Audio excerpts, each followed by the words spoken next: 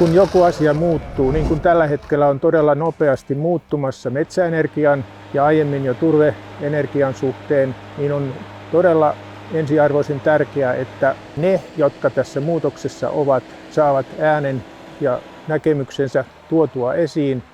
Ja tässä suhteessa tällainen dokumentti juuri muutoksen aikana on hyvin olennaista.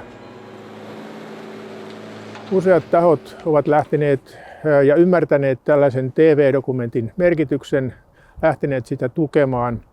On ainutlaatuinen tilaisuus näiden kokijoiden, näkijöiden, myöskin poliittisten päättäjien kautta lyhyessä ajassa tarkastella sitä muutosta, mitä on sattunut turvealalla, metsäenergian alalla.